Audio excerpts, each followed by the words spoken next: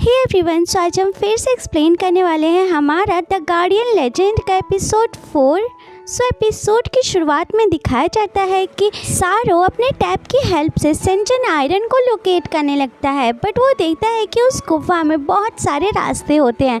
उसको कुछ भी समझ नहीं आता कि आखिर कौन सा रास्ता बेस्ट है।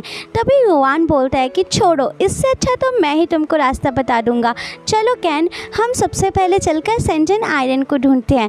ये सुनते ही कैन युवान के पास भागकर चले जाता है। तभी यू शाइबा गुस्से में चिल्लाती हुई बोलती है, तुम दोनों ना अब उस चुड़ैल के बहकावे में मत आ जाना। इसके बाद नेक्स्ट सीन दिखाया जाता है जहाँ पर युवान और कैन बहुत देर से गुफा में भाग रहे थे।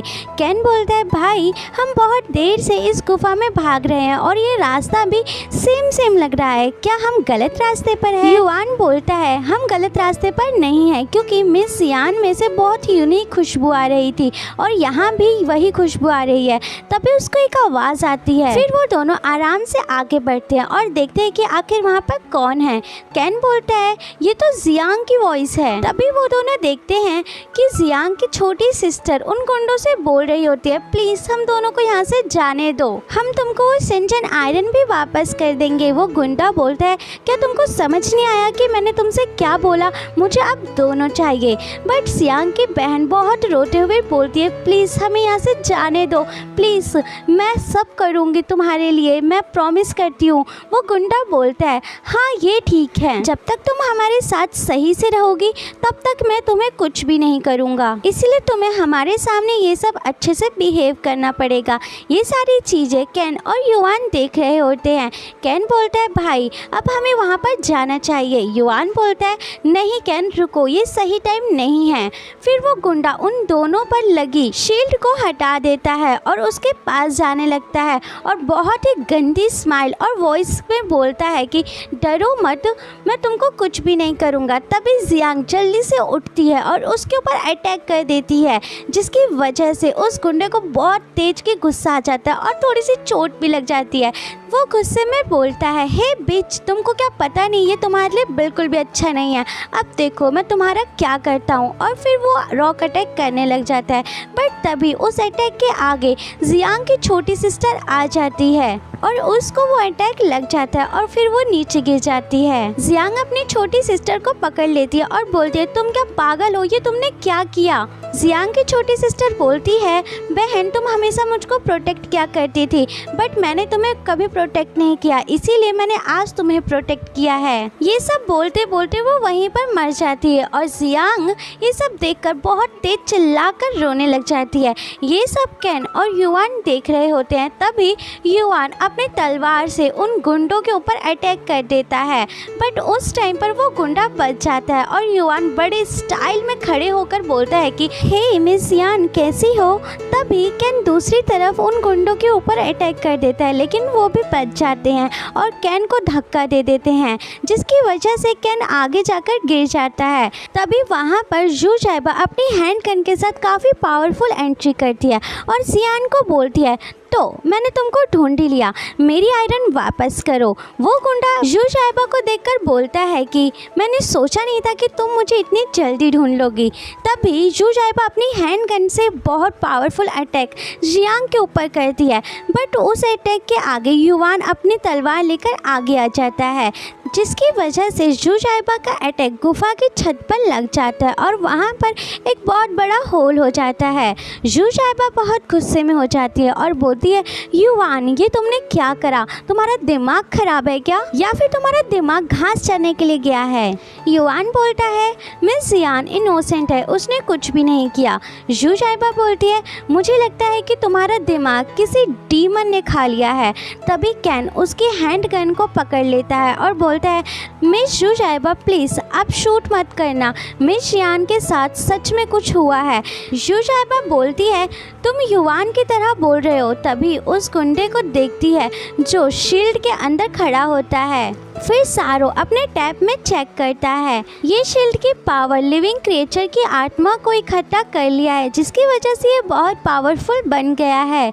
वो गुंडा बोलता है कि तुम्हारा कॉर्नर ज़्यादा पावरफुल नहीं है, क्या तुम मेरा देखना चाहोगे? दोगे।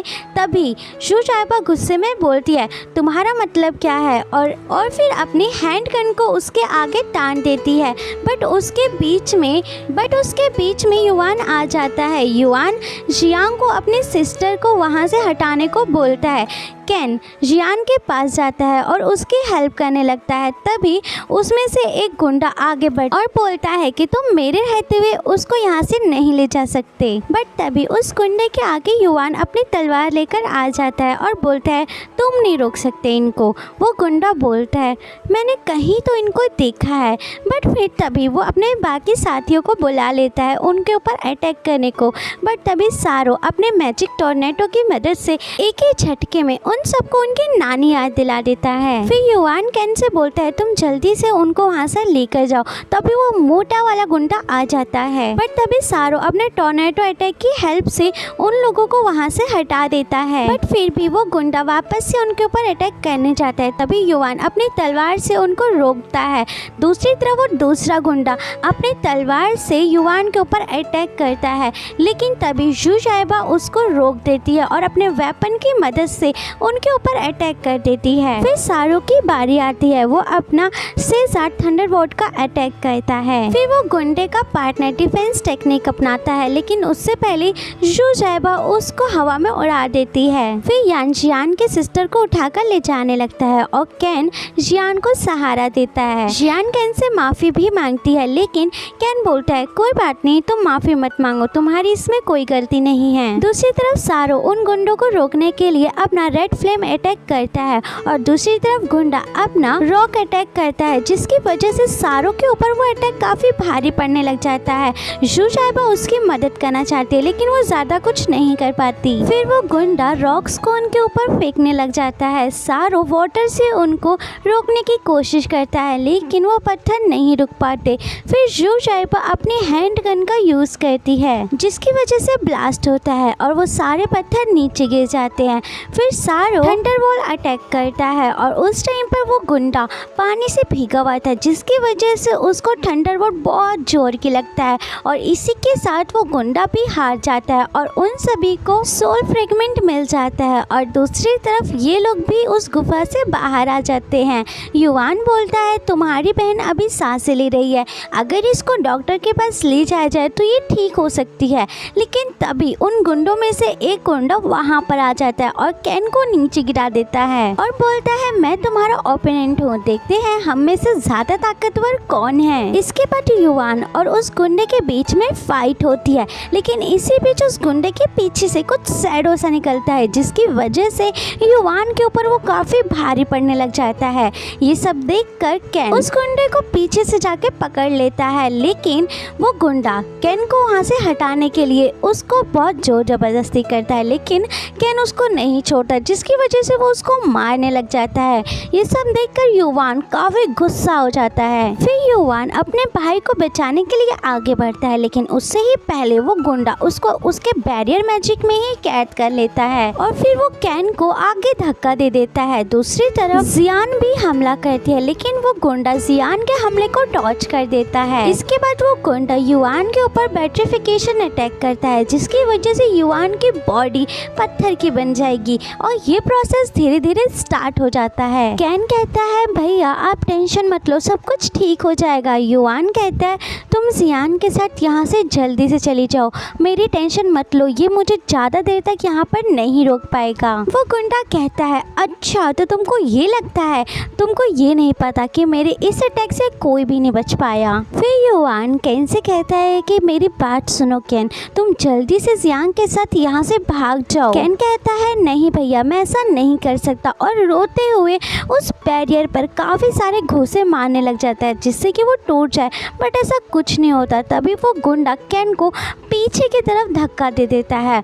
केन दूर जाकर नीचे गिर जाता है और सोचने लग जाता है कि ऐसा क्यों है, मैं इतना ताकतवर क्यों नहीं हूँ, और रोते हुए बोलता है मुझे एक पावरफुल डीमन हंटर बनना है, ऐसा क्यों है जियान। और दूसरी तरफ वो गुंडा काफ़ी हंस रहा होता है और युआन से बोलता है तुम्हारी कोई लास्ट इच्छा है तो मुझे अभी बता दो, अगर पत्थर तुम बन गए तो तुम बोल नहीं पाओगे। और ये सब बोलकर वो बहुत गंदी तरीके से हंसने लग जाता है। सो दोस्तों यहीं पर हमारा ये एपिसोड ख़त्म होता होता है हमें कमेंट में ज़रूर बताइए। आप सभी को ये एपिसोड कैसा लगा और साथ ही वीडियो पसंद आई हो तो वीडियो को लाइक करके चैनल को सब्सक्राइब करके बेल नोटिफिकेशन को प्रेस करना बिल्कुल मत भूलना। सो इसी के साथ चलते हैं और मिलते हैं अपने नेक्स्ट वीडियो में। तब तक के लिए tata bye bye and take care and be safe guys.